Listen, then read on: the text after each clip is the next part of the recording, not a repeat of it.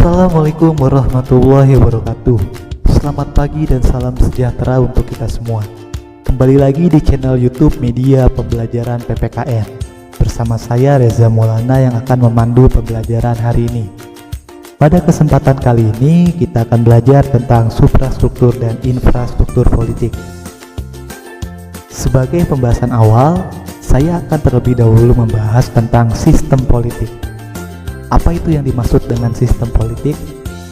Ya, sistem politik itu terdiri dari dua unsur kata, yaitu sistem yang memiliki makna suatu kesatuan yang terbentuk dari beberapa unsur atau elemen, dan politik yang berasal dari bahasa Yunani, yaitu politis yang memiliki arti warga negara dan polis yang memiliki arti negara kota. Jadi, jika kita berbicara tentang politik, itu pada intinya kita membicarakan dua hal yang saling berhubungan, yaitu negara dan warga negara.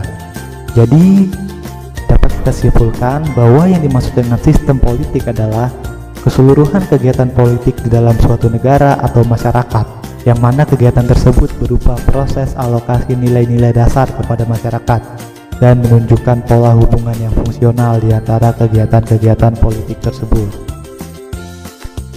Di dalam masyarakat, sistem politik ini menyelenggarakan fungsinya itu membuat keputusan-keputusan kebijakan. Di dalam membuat keputusan-keputusan kebijakan tersebut, sistem politik harus mengacu kepada alokasi nilai-nilai dasar masyarakat. Apa itu alokasi nilai-nilai dasar? Yaitu nilai-nilai yang dibutuhkan oleh masyarakat. Sebagai contohnya, supaya kalian tidak bingung, pahamilah skema mekanisme kerja sistem politik berikut. Sistem politik dapat kita ibaratkan sebagai sebuah mesin yang mengolah bahan mentah menjadi bahan jadi. Bahan mentahnya itu bisa kita sebut sebagai input, dan inputnya itu bisa berupa tuntutan. Tuntutan yang seperti apa tuh? Tuntutan masyarakat. Contohnya, masyarakat menginginkan sebuah keadaan hukum yang adil, maka dalam konteks tersebut terdapat nilai keadilan di masyarakat. Nah, nilai keadilan tersebut harus kita masukkan ke dalam sistem politik untuk diolah menjadi sebuah kebijakan atau sebuah output. Nah, atas dasar itulah sistem politik memiliki ciri-ciri yang membedakan dengan sistem sosial lainnya. Ciri-ciri yang pertama itu daya jangkaunya universal, meliputi semua anggota masyarakat. Yang kedua, adanya kontrol yang bersifat mutlak terhadap pemakaian kekerasan fisik. Yang ketiga, hak membuat keputusan-keputusan yang mengikat dan diterima secara sah.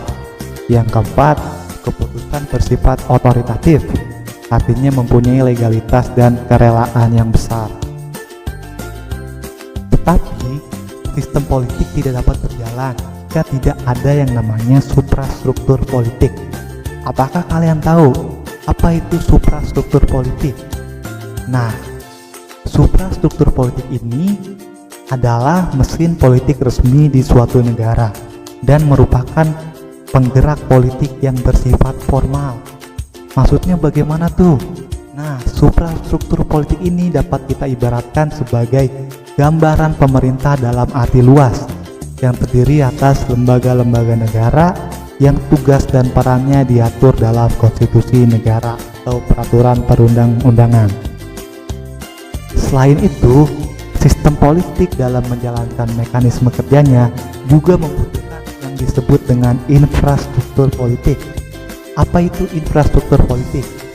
Infrastruktur politik adalah kelompok-kelompok kekuatan politik dalam masyarakat yang turut berpartisipasi secara aktif.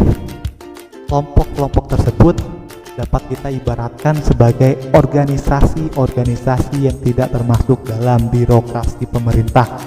Contohnya, yang pertama ada itu yang disebut dengan partai politik. Pasti kalian sudah tahu, partai politik ini sebuah organisasi yang dibentuk oleh masyarakat karena memiliki pemahaman dan cita-cita yang sama tentang politik. Yang kedua itu ada kelompok kepentingan atau interest group. Jadi kelompok kepentingan ini adalah sebuah kelompok yang berusaha mempengaruhi kebijakan yang dibuat oleh pemerintah agar kebijakan tersebut sesuai dengan kepentingan kelompoknya. Yang ketiga itu ada namanya kelompok penekan. Nah, kelompok penekan ini juga hampir sama seperti kelompok kepentingan. Yang membedakan adalah cara mempengaruhinya. Kelompok penekan ini biasanya berada dalam garis terdepan. Mereka berada di depan, seperti mereka berunjuk rasa atau berdemonstrasi. Biasanya ini dilakukan oleh mahasiswa, makanya mahasiswa itu bisa disebut sebagai kelompok penekan atau pressure group. Yang keempat itu adanya media komunikasi politik. Media ini sebagai sebuah alat untuk menyampaikan informasi atau ide-ide politik secara tidak langsung. Melalui apa itu contohnya?